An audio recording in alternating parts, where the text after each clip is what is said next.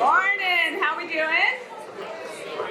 Welcome to the Muhammad Ali Center. If you're still getting coffee, take your time, make your way up to your seat. Welcome to the Muhammad Ali Center. My name is Erin Herbert, and welcome to our 67th Daughters of Greatness program. So grateful to celebrate with all of you today. I want to start by thanking all of our incredible friends and supporters. Thank you to all of our sponsors. A particular thank you to our platinum corporate partners, who I will name: Brown Forman, Churchill Downs, the Community Foundation of Louisville, Louisville Tourism, and Passport by Molina. Let's give all of our sponsors a round of applause. And I am so excited and so grateful that we are surrounded by so many of our past Daughters of Greatness honorees. I'm going to name them and ask them to stand so we can give them a round of applause, please. Karina Barrias is with us this morning. Sorry, Karina. Dr. Renee Campbell is with us this morning. The great Adrian Johnson is here today. My friend Dr. Brandy Kelly Pryor is here with us today. Teresa Reno Weber. Party. Sadiqa Reynolds. Victoria Russell. Carolyn Tandy. And our founding Daughter of Greatness, Ambassador Shabazz. Did I miss anyone? Okay, good. Whew. I'll tell you all, I was driving here today, and I've had some wonderful conversations in the room this morning, and I will say that the world can feel a little challenging right now. The world can feel a little scary right now. And so I'm going to tell you what I've been doing to make my way through, and that's to start with gratitude every morning. And I'll ask, I believe in collective power, so let's have a collective moment of gratitude this morning. Let me say, I am grateful. I am grateful for the center. I am grateful that this space exists where we can all be together. I'm grateful for all of you for being in space with us this morning, for convening, for the power of being able to break bread and share a meal with our community. I am grateful for our community in large. I'm grateful for my health. I'm grateful for my family, my mom and my husband who are with us here today. And most importantly, I'm just grateful for this beautiful community and the opportunity to continue to be in space and to celebrate and to take action together. So I'll ask you all just to take a moment of gratitude as well for whatever you're grateful for. And that's how we're going to keep moving forward. And now, to add some more energy to the room, I'm so excited to welcome to the podium our president and CEO, Devon Holt.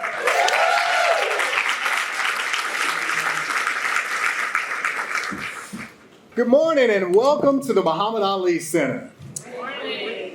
And welcome, I should say, to our 2025 Daughters of Greatness series, which is kicking off today with an incredibly appropriate recognition of a beautiful, inspiring woman who is beloved by so many of us here in Louisville, Kentucky. Let's give a great round of applause to Maggie Harlow this morning.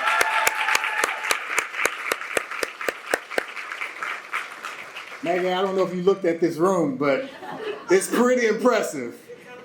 She is a big deal indeed, and it is appropriate that we do recognize and honor her, particularly in 2025, where the Muhammad Ali Center later this year will celebrate our 20th anniversary. 20 years of the Muhammad Ali Center. That's right. So in November, we turned 20 years old, and as we are working our way to 20 and through 20, we are preparing ourselves to do some bigger and bolder and newer things here at the Muhammad Ali Center. Many of you are familiar with our Muhammad Ali Humanitarian Awards, which will celebrate its 12th anniversary this year. We're going bigger, we're going better, and we're going to do that in an incredible way. And my hope is that all of you will join us. We're making room for more of the community to be a part of what that celebration will do and mean, not just here locally, but globally. And so prepare yourselves for that. But before then, we're even working very intentionally to open the doors of this space to the community. That was one of the things that I was very intentional about when I started in this role, about building connection with our community. And so if you look on your tables, you'll see that Thunder is coming up. And for the very first time, we are opening this space to the community. There's no better place in this city to watch fireworks on the Ohio than the Muhammad Ali Center. That's right. Thank you. And so we invite you guys to be a part of what we're doing. Feel free to look at that information. Your corporations are welcome to participate in what we're doing here. We're also selling individual tickets, making sure that people have a place to celebrate one of our great community events right here at the Muhammad Ali Center. And again, today we are here to celebrate Daughters of Greatness. And as Erin said with us, where'd Erin go? She's here somewhere. As Erin said, we want to be very intentional in 2025 when we think about the climate that exists for us in this country. So much negative energy. And we here at the Muhammad Ali Center are being very intentional about countering that negative energy with intentional celebrations of greatness, with intentional celebrations of compassion and humanitarian acts. And so that's what makes this 2025 Daughters of Greatness series even more significant for us. We want to be a counterbalance. We want to be a light in a room full of darkness. And it's only when that light continues to grow that the darkness goes away. And so today, we're asking all of you to join us in carrying that light. Not just in this room today, but when you leave, I hope that you will be inspired to be kinder, more gentle in the way that we interact and work with one another. It starts with us, and we are using this platform today and many of the other activities that we have scheduled for this year to do just that. But today we're going to celebrate Maggie Harlow and thank you guys for being here with us. If you have not been to the Muhammad Ali Center beyond the event that you are experiencing today, we welcome you back to visit the 96,000 square feet of space dedicated to the life and legacy of the greatest of all time, and take that with you in your journey to build greatness for yourself. But today, we thank you for being here, and we can't wait to celebrate Maggie. Thank you. Not yet. I actually have someone to introduce you as well, so we have one more introduction. It's always a surprise, but Maggie, to introduce you and honor you as a Daughter of Greatness, please welcome Teresa Reno Weber.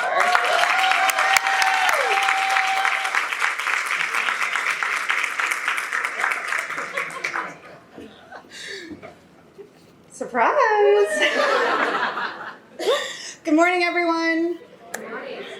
Someone once told me, actually, Phoebe Wood once told me, that a perfect age for a mentor is someone who is 8 to 10 years older than you.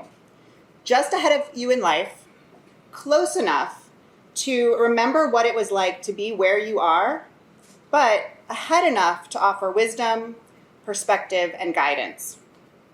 I had the great fortune of meeting Maggie Harlow early in my relationship with my husband, Ben Reno Weber. For those of you in the room who don't know, Ben and Maggie are family. And not just family, but first cousins who grew up very close with one another. Ben and his only child. And so Patty, Joe, Maggie, their family grew up really close here in Louisville. I know, I kind of won the in-law jackpot, right? So I didn't just meet Maggie as a professional connection or a friend.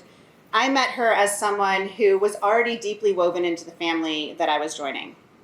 And my most vivid early memory of Maggie was actually her 40th birthday. I had just gotten engaged actually to Ben and had just turned 30 years old, and we came to Louisville to celebrate with Maggie and the family. And the family had rented out the Belle of Louisville. And there was going to be a night of dancing and music and food and fun and karaoke on the water. And it was the first moment when I recognized just how brilliant and amazing Maggie is. I was in awe of her energy, her confidence, the deep friendships that she had clearly nurtured throughout the decades of her life. And as someone who was about to be a newlywed, her relationship with Brian, who I know couldn't be here this morning, but I remember watching him serenade her an Elvis Presley song. And let me tell you, Jack Harlow ain't got nothing on Brian Harlow when it comes to sing Elvis Presley. Sorry, Jack. My next epic memory of Maggie, and I use that pun intentionally, was actually at the Epic Awards for NABO. Maggie was being recognized with an award, and as such, she had the opportunity to speak. And she got up. If you have not heard her speak, you all are in for a treat this morning. She is a masterful speaker. And I was in awe of the way she told a story about being a business owner and a mother, and braided together humor, power, and a bit of a dig at the patriarchy in the process. Do you remember that story? So it was about a little vignette in their home where they had welcomed another Signarama CEO who was here in the community staying at their house. And that morning he had woken up and was looking for an iron, and went and asked one of her sons, I can't remember if it was Jack or Clay, hey, where's your mom's iron? And the son looked at him kind of quizzically, and he's like, where does your mom put the iron that she uses to iron the clothes? And I think it was Clay, looked up at him and he's like, my mom doesn't iron. She runs Signarama. Epic, right? Completely epic. Well, when Maggie got off the stage, I went right up to her and told her how impressed I was with her speaking. And she didn't do what most of us might do, which is like, thank you so much and move on. No, she shared her secret, right? No gatekeeping here. She told me that she had been a part of the Toastmasters Club for the last several years, and that Toastmasters had helped her speak in confidence immensely. Well, that day I signed up for Toastmasters, and for the next several years I joined her every Thursday morning at 6:30 a.m. at the greatest Toastmasters Club in the world. Here, here. So over the years, Maggie and I have shared many powerful circles of women. Among them, the Greater Louisville Outstanding Women. Anybody from GLOW? Holly Houston, a shout out to her. The Feisty and Fearless Bikini Boardroom. And the Fabulous Extraordinary Women of the Few, who we have actually made vision boards together with for the last 10 years, every year. I mean, old school, poster board, magazine cutout vision boards. And I remember the year that Maggie on her vision board just had a bunch of different stylized views of the word no. N-O. She had said that what she wanted to do that year was to say no to everything and just make space in her life to really figure out what it was she needed and wanted to add back in. It was a message I needed at that moment in my life because I was in this community relatively new, saying yes to everything, no matter how thin it spread me. It was such a good moment of perspective, and she has a way of doing that, saying simple things that have profound wisdom.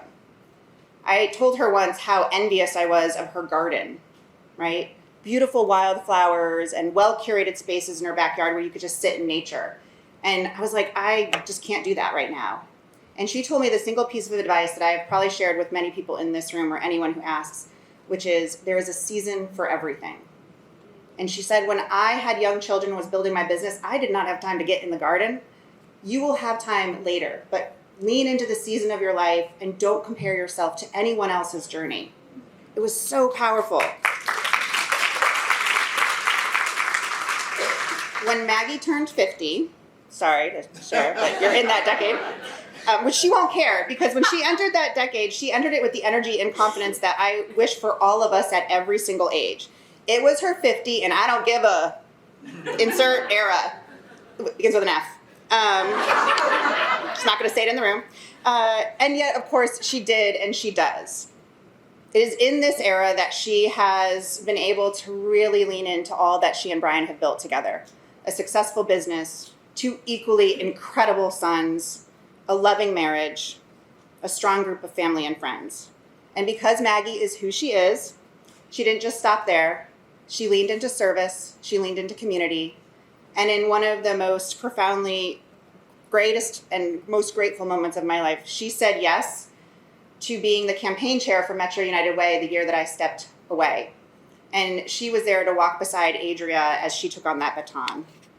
So Maggie, for nearly 20 years, I've been blessed to have you and the family in my life, and you have been more than an in-law. You have been more than an inspiration, more than a friend, and much more than a mentor. You have truly become a sister.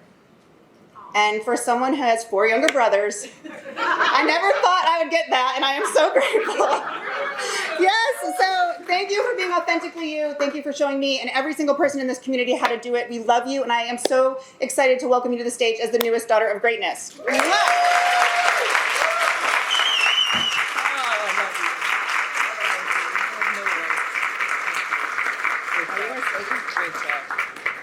Give it up for Teresa. Oh my God. She doesn't do anything halfway, so of course her introduction has to be the greatest introduction ever. Thank you. I am really, luckily I'm not without words, but I'm really overwhelmed this morning. Thank you all. I love this room. I love these people in this room. Today it was interesting to figure out my outfit because I was like, okay, it's morning. Okay, it's spring, but I want to wear boots. Is that okay? Like, I was back and forth. So I finally figured it out. But the one thing I added this morning was this pin. It's hard to see, but it's a rooster. It's a vintage pin from my grandmother, Bud Reno. And when I was a little girl and she would wear this pin, I thought it was the most expensive piece of jewelry in the universe. And I thought it was the most glamorous thing. So I thought it's perfect for today, not only because my grandmother really helped shape me, but also because I think of Ali as that rooster and his voice and crowing us to a better place. You know, I've been attending these breakfasts, but it never crossed my mind that I might be on this stage talking to you. First, a huge thank you to Lonnie Ali, to Devon Holt, and this entire team, and all the people that support this organization and what they're doing. It's really an exciting time to be here at the Muhammad Ali Center because now, of course, more than ever, how much we know we need this antidote to what's happening in the world. And it's here for us, and we need to continue to support it. So thank you all so much. Let me check out my slides. Here we go. I had a special opportunity to watch my son Jack get a personal and up-close introduction to this legacy with a private tour with Lonnie Ali. Yet another moment that Jack has given me that I will never forget. When I was informed of this honor and recognition and invited to give an address, I was relieved when the staff immediately Aaron sent me information, things to help me think about what to reflect on in my life, recall transformative moments, major decision points, and to consider the power of Muhammad Ali's 6 core values: confidence, conviction, dedication, giving, respect, and spirituality. You know, it's a big legacy to stand next to, in the shadow of, nearby. Like, you kind of want to, give a little distance to it because it's a lot. Ali, globally known, unmatched in his fame and recognition. He is incomparable. He was truly extraordinary. Today, what I hope to remind you of is the rest of us, while we are ordinary, we can have a little extra. First of all, a thank you to my friends who are here, my network, this great city of people. Thank you for being here. This room is filled with so many people who have helped me along the way. This city is the most beautiful place for those who really want to lean into their network. This is the place for that. Of course, I want to honor and thank the family that raised me. My family has some special qualities. They are engaging, non-judgmental, and profoundly loving. I was given a head start that could only be created through some generational good luck. My parents, Tom and Kathleen, they raised me with hard work and loving generosity. My sister Patty is a constant sounding board and a cheerleader. My brother Joe, a stalwart supporter, and someone I know I can always count on. My sons, Jack and Clay, are my biggest fans and encourage all of my weird ideas. Any weird idea, they're like, yes, run at that. My husband, Brian, is the picture of husbandly devotion, highly committed business partner. We're approaching 31 years of marriage, and he's that kind of accountability partner that you sometimes wish would miss a beat. Did you have to notice all the time? In a twist of fate, my sons are each on a coast, New York and LA, and my husband is at home nursing a knee injury. So I performed a speech for him, and he was like, "You're doing great. You're going to be great. I'm sorry. I have a constellation of remarkable aunts and uncles and cousins who have modeled everything for me, from social justice to living joyously in every imaginable form of leadership. While we are honoring the great and powerful life of Ali, I want to honor today the small, the fleeting moments that happen in life, the people that shape us through their words, their deeds, and their gifts. And I know I'm not alone here. We've all been shaped, for better or for worse, by something random and yet impactful. Today, I'd like to share some small and mighty moments in my life through the lens of 3 of Ali's core values: confidence, spirituality, and respect. And I invite you to consider similar moments that you might recall in your life. When I was in middle school, my sister Patty brought home her high school literature class syllabus. Our mother, Kathleen, perused it thoughtfully, her brow furrowed. She was always very involved in our education, quite literally the only parent to visit on Parents' Day at some of my schools, much to my horror. Oh my God. She looked at this syllabus and she remarked, there are no women authors included in this entire syllabus of books. I'm sure my sister and I rolled our eyes and we were like, "It's fine, Mom. It's fine." But we knew, however, despite our assurances, it was very much not fine, and that she would take this opportunity to speak up. Within a day or two, she had walked across the street to the high school, promptly got a meeting with the literature class teacher, Mr. W, we'll call him, to protect the guilty. We waited to find out how it went. Over family dinner, she retold us the story of their visit, and her pointing out his oversight. Surely this was a mistake. And his response? Well, there just aren't great works of literature by women yet. We burst out laughing at this preposterous response. My mother has always been willing to be a warrior for what she believes. However, this particular time, she did not wage a battle. She didn't call the principal or complain or demand a change. What did she do? Our mother simply, gently, and firmly illuminated the path for Mr. W. While he never acknowledged my mother's point, I called a victory. The next year, lo and behold, Mr. W managed to find some great literature by women to include in his syllabus. Way to go, Mr. W. I want you to imagine a lighthouse sitting on the bank of treacherous and churning waters, the rocky shore of life. The lighthouse simply casts its light. It does not send out an appeal. It does not bend and sway in the weather or cower from the sun. A lighthouse does not goad or bully. It sends out a reliable, unpersuasive beacon, inviting others to find it and to be guided by it, or to ignore it. Boat captains might call that lighthouse crazy, and yet it invites and it illuminates. My parents are quite like that lighthouse, as reliable as the sun. A bright light burns inside of them. They remain ever confident in their place and their light, and they shine for anyone who may be seeking it. Ali taught us confidence can be about being loud, demonstrative, braggadocious, and that's beautiful in its own way.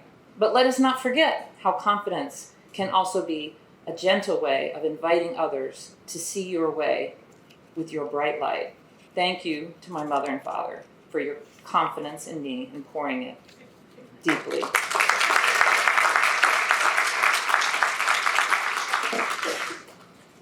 My mother-in-law, Maggie Harlow, was a colorful and sometimes challenging character. She could be impatient, difficult, argumentative, and controlling. As it turns out, she unexpectedly became a spiritual guide for me. In 2008, my husband's mother was battling breast cancer. During her very aggressive treatment, she suffered a stroke, which then tragically interrupted her cancer treatment. For months, she bounced from hospital to rehab center and back. One morning, my husband asked me if I could be at the hospital with his mother to be sure to get a conversation with the doctor that was treating her. It was a rare request, as Brian and his siblings always made time to be there with Mary during doctor's visits. But it was an exception that morning. So Mary and I sat and we made small talk while we waited for the doctor. She loved to talk, and so I could just nod and smile and listen. The nurse came in, asked me to step in the hallway, and there was the doctor waiting for me. The doctor let me know that Mary was ready to be released. There was no more to be done, as the disease had grown terminal in these last couple weeks. They were ready to turn the family over to hospice, and it was clear we had lost the battle with the disease. The doctor and I stepped into the room. The doctor explained the circumstances as gently as he could, and together we helped Mary understand there was no more to be done, medically speaking, other than keeping her comfortable. I was knotted up inside emotionally. And I watched Mary take in this news. I braced myself. I was astounded to see the unmistakable relief cross her face. I saw her body relax into the hospital bed, and she had a presence of surrender and peace. I, on the other hand, was stricken and sobbing. She and I were alone in the room for some time. I knew Mary was deeply faithful, so I found a Bible in the bedside table, and I quietly read Psalms to her. As I read, she closed her eyes, resting with a contented look, holding my hand as I struggled to read, sniffling, tears falling freely. And after a while, I gathered myself. I asked, "Mary, what would you like to talk about?" And she said, "My funeral." Luckily, I had a notebook and pen, and I began to transcribe her very detailed requests. Now, if you knew Mary, you would know these were not requests. They were clear and precise instructions. There was a blue dress in the back of the hallway closet on the far right. She wanted to be buried in it, but there is a stain on the bodice, so please have it cleaned. She gave me scriptures. She gave me songs, what funeral home, which minister. She was even-keeled. She was clear-eyed, and she was full of spiritual strength. It was so beautiful and profound for me. There's a wonderful quote I found recently, and it reminded me of that moment with Mary. This quote is by Federico Garcia Lorca. "As I have not worried to be born, I do not worry to die." I'll never forget the lesson of that day, and I hope with all my heart that when my time comes, I will not worry to die. That day, Mary became one of my greatest spiritual teachers. Her belief and her faith in that grave moment was unforgettable. Life, inevitably, will bring us difficult blows, painful decisions, sacrifices, setbacks, disappointments, and tragedies. Like Mary Harlow and like Ali himself, let us all find strength to trust, to endure, and to surrender to our faith. I had just woken up from a sleepover, and I was sitting next to my best friend Connie Crew in her family's kitchen. We were eating pancakes. I was 7 years old. Now, the Crew's house was a glorious, rambling Victorian with a big wraparound porch. The kitchen was banked with giant picture windows that lit up every inch of those 10-foot ceilings, and we watched Mrs. Crew at the stove.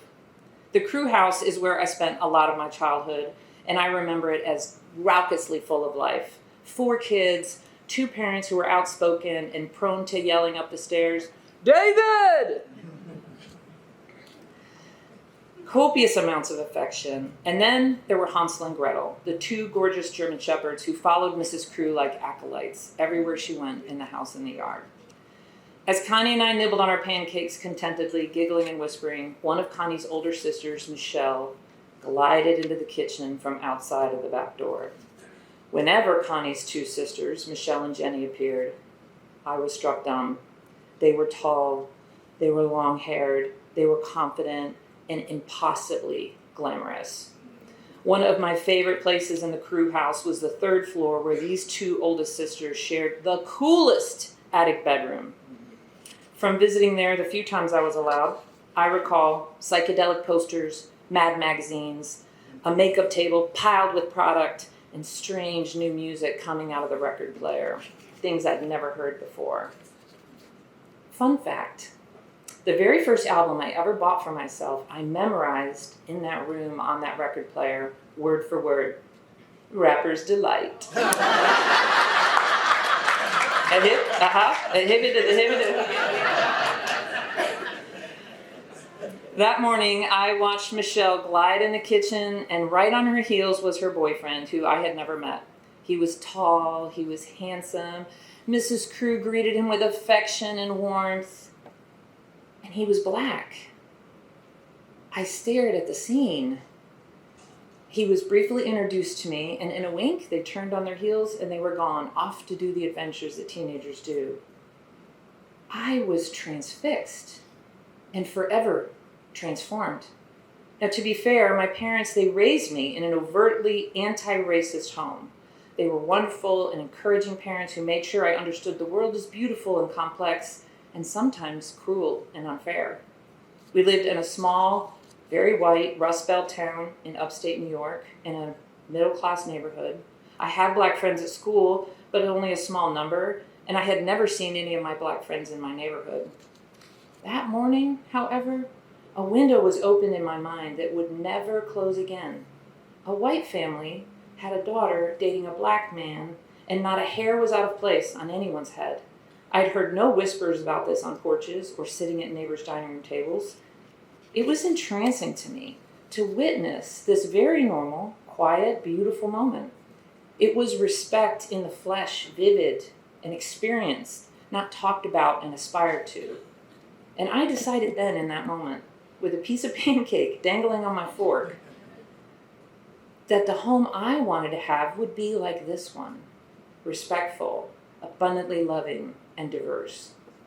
I cannot claim I was 100% successful in creating that utopian vision of a diversity in my own home, but I can say with certainty my sons were wildly successful in that regard.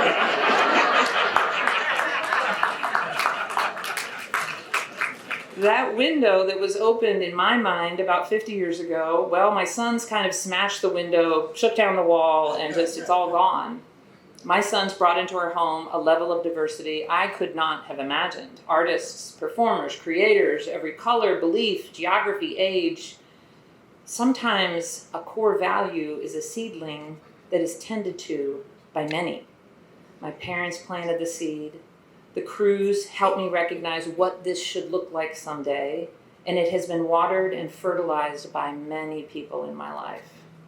I see now that my son's choices are the fruit born from generations of tending to that seed of respect.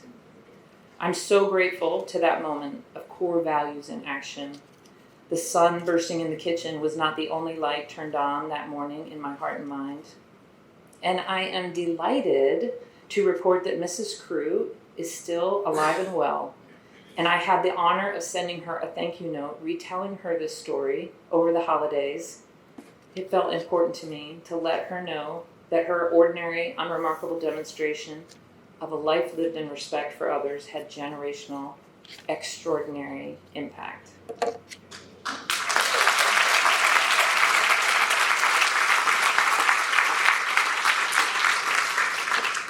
I'm so grateful for this special honor and for the chance to ponder these core values of Ali and how some of them are reflected in my life and in those I know and love. My stories today are not particularly unique, as I know your lives are also filled with moments just like these, where the ordinary becomes extraordinary. My invitation to you today is to ponder these 6 core values that Ali gave us: confidence, conviction, dedication, giving, respect, and spirituality. I invite you to spend time with each of them and consider who in your life has been a guide or teacher. I invite you to write a letter to each of them, whether you can mail it, email it, or for those who may have already entered another dimension, use the Cosmophone.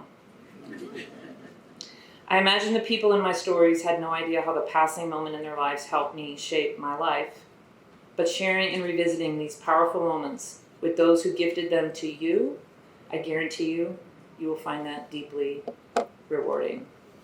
Thank you all so much for your attention and time today. I'm deeply grateful for every one of you.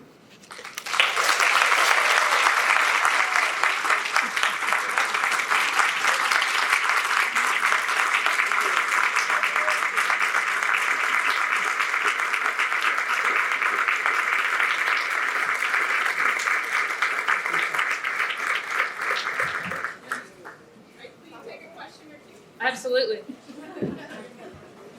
Question away.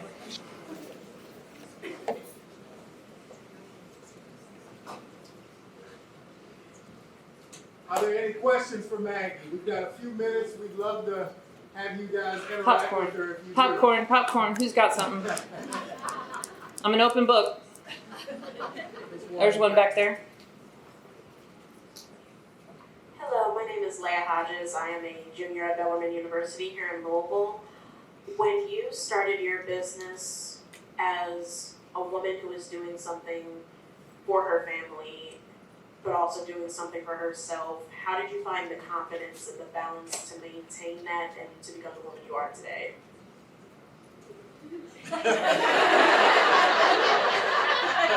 Well, I will tell you, I was terrified, for sure. I was terrified. I was terrified every day for the first couple years. You know, it's described as like shot out of a cannon. You know, you wake up, if you haven't already woken up 4 times that night, you wake up and you're just like, I gotta go, I gotta get dressed, I gotta go to get to work. I think that probably the single most important factor in my starting a business was my partner, my husband. Because when I decided, he had a small business, and when I decided I was going to own a business and quit a very good job, they gave me a car, benefits, it was a good job. I said, I think I'm going to quit my job and start a business. And he said, okay, great. I think you can't overvalue who you spend time with, who is around you. Are they lifting you up? Are they making it possible? Are they asking you the right kinds of questions? And that was what my husband has always done for me. I had, of course, a family of entrepreneurs. I've had a ton of other reasons. And I think it would have happened eventually, even if he had been concerned. But that immediate yes from him was the most freeing moment in my ability to do that. So choose your partners carefully, very carefully. And spend time with people who give you permission.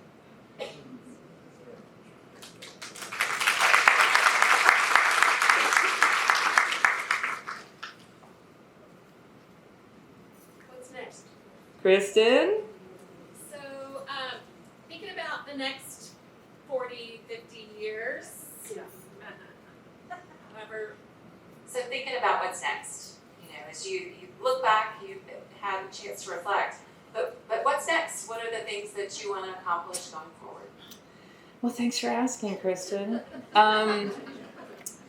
Well, the work I'm doing with Jack and the foundation is super important to me and super important to him. And, you know, he is not really a details guy. Like, he's not really, you know, he's a visionary up here, big picture. So I think that it'll be important for me to help him keep that going and also figure out what's next for that. Kind of like, you know, probably don't want mom to do that forever. So let's think about that. I also hope to do more speaking. I'm hoping to build a business, travel, and do more speaking. It's something I get a lot of joy out of. So that's something I'm working on as well. And my husband loves our company. He and I run it together, and he's like, there's, you know, let's just do this forever. And I'm like, okay, as long as you're doing most of it, that's fine with me.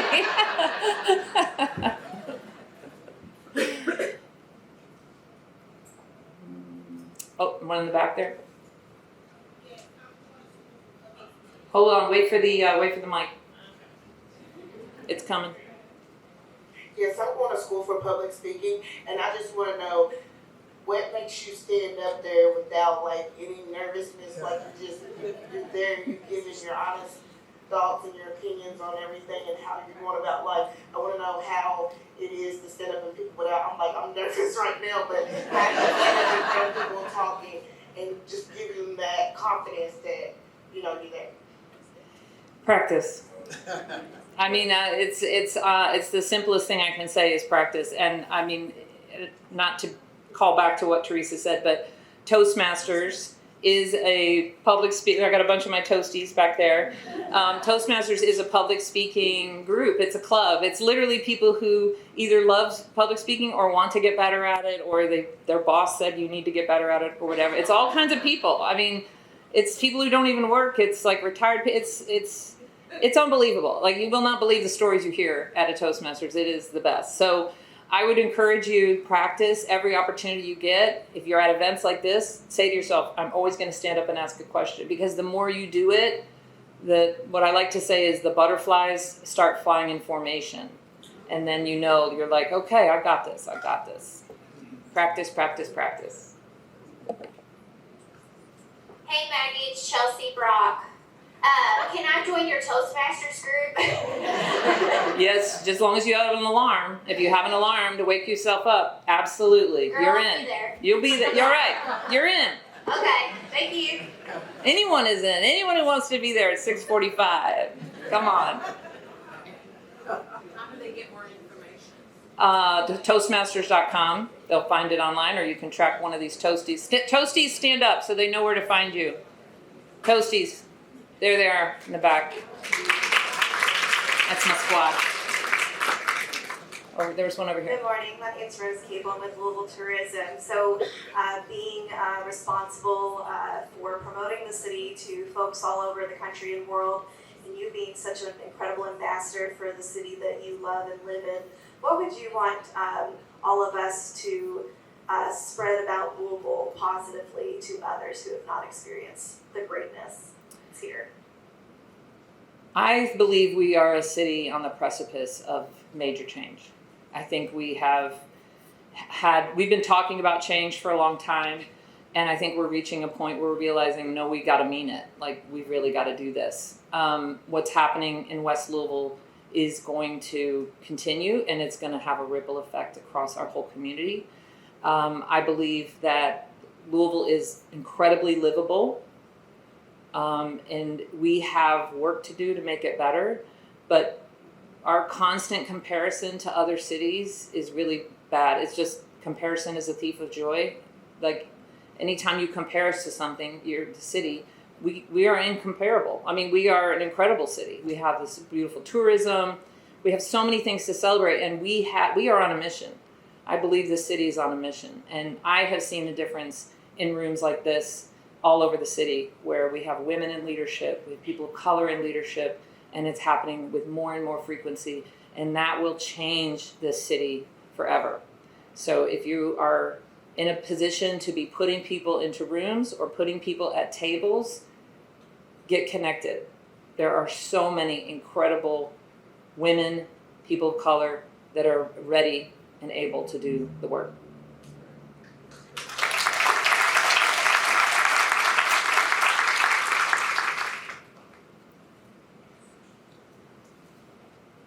Hi, my name is Rhonda Iglesias. I'm with ADP, and it's lovely to be in this room today and hear you speak. It's so inspiring.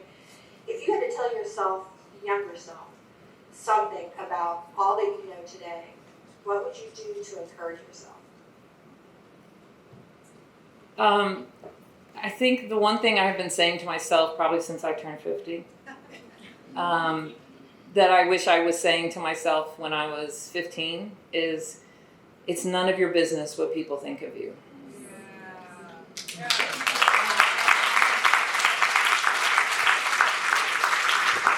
People are entitled to their opinions, and that's okay. And the only opinion that I really need to focus on is my own. What am I doing what I want to be doing and what makes me happy? Mm-hmm.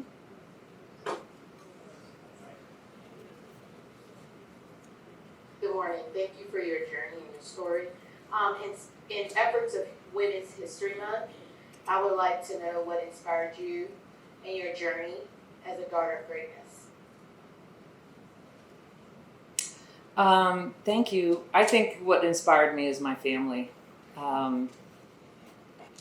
It's just, I don't even know how to describe how unique they are, but they, from the time I was very little, my opinion mattered to my family. It may not matter to a lot of people, but I knew that even in playing a game with my aunts and uncles, like anytime I was engaged with them, if I was like, well, let's play it like this.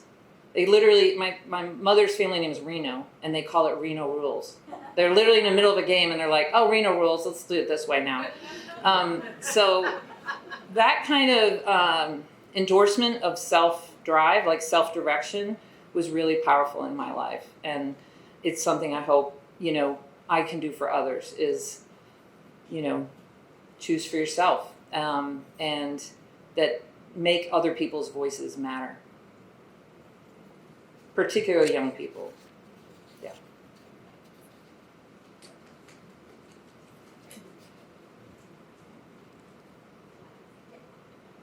Hi, Maggie. Right here, Ashley. I would rather be Oh, there you are. Hi. Good morning. You got to stand up, Ashley. Everyone needs to see you. Good morning, everyone. My name is Ashley with I Would Rather Be Reading. My question is about time and balance. You give your time so free. I don't want to say freely. I'm sure it doesn't feel freely to you. I was here at the Republic Bank luncheon at the beginning of the week, and we were talking about, or there was a comment made about time as currency, and that is true. And you are always willing to support the businesses and the nonprofits in this community, and I think a lot of us in this room we're women in business, we're women in leaderships, and I was listening to Teresa talk about your vision board with the nose, and I've heard you say at a different breakfast, eat nose for cereal, and or for breakfast, right? Like there's cereal, and I'm taking that with me. But all of us have to find that balance of what do you say yes to and what do you say no to, and how do you balance your time between running your own business and being committed to community, and what advice do you have in that space? Thank you. I probably should turn it over to my assistant, Kathy. How do I do it? I don't know how I do it. She runs in my life. I think that I want to go back to what Teresa said about there's a season. I did not do what I do now 10 years ago or 20 years ago. I mean, my mother once gave me a gift that was so timely and unbelievable. It was a plaque that said, it had a little piece of rope on it, and it said, I don't know if I've lost a horse or found a rope. And that's what sometimes life is like. You're just like, I don't know. You're just going so fast, and you can't have time to react. And, that's not a mode you want to stay in for a really, really long time, but sometimes that's just the mode you're in.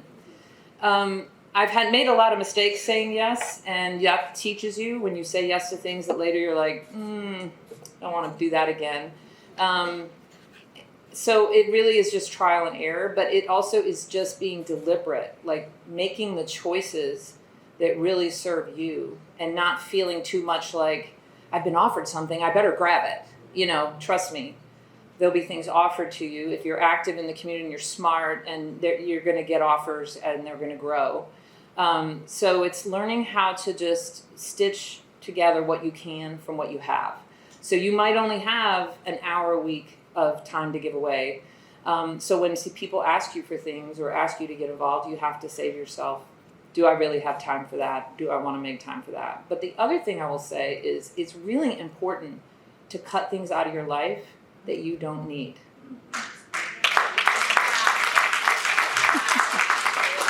It's so important, like when you hear yourself saying, I really should go have coffee with them, that means no. That means no.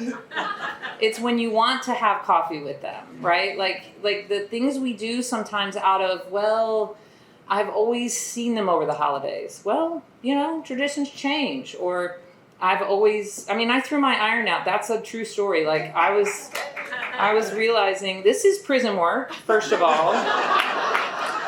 And why is it always me holding this? And it's always his shirt. I was like, this is stupid. I don't even buy things to be ironed. So I told my husband, I was like, I'm throwing out the iron. He was like, okay. And I was like, great. So sometimes you have to be willing to swim against expectations, as women especially. Like most days, I don't wear makeup. I decided I don't care anymore. If you find me attractive. So there's just things you can look at in your life that ask yourself, is this how I want to spend my time? And if it's not, you can be free to make a change. You don't have to do it the way you've always done it. So, yes.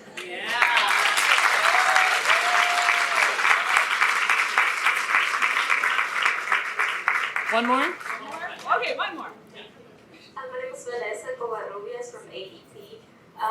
Hearing your story today, I just wanted to ask, what advice would you give someone who is at the point in their life where they're ready to start a family, but they want to also grow in their career? I saw my mom, work and take care of her whole household. So I just want to know how to, live for your family, but live for yourself as well. I tend to think of it like a seesaw.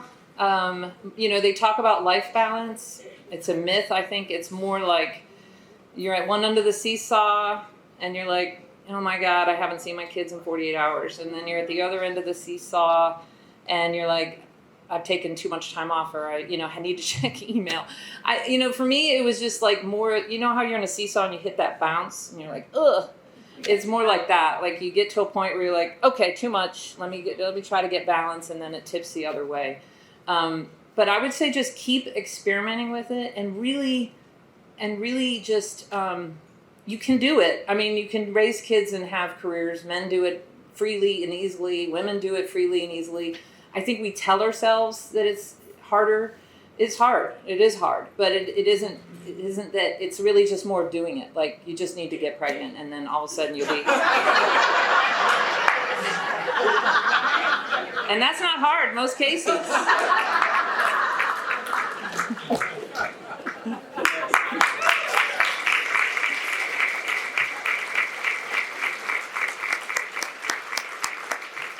Can I invite all of our past daughters of greatness to join us on stage, please?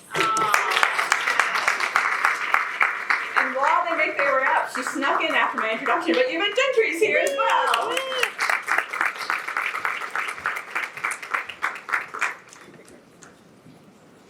So many people are here. This is always a great picture moment, so get your phones ready.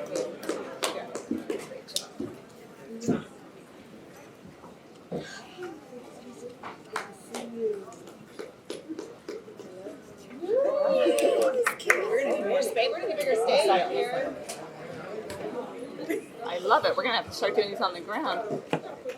Go ahead. Come on. Okay. Gather in. We're going to have to layer up. That's great. All right. Here we go. First of all, Teresa. All right. Maggie, surrounded by Daughters of Greatness. The Muhammad Ali Center confers upon you the honor of Daughter of Greatness in recognition of your leadership and dedication to social philanthropy, activism, and pursuits of justice. Congratulations.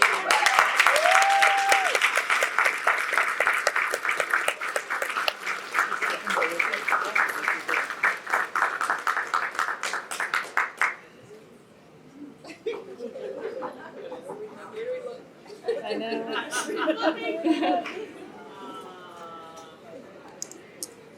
Beautiful.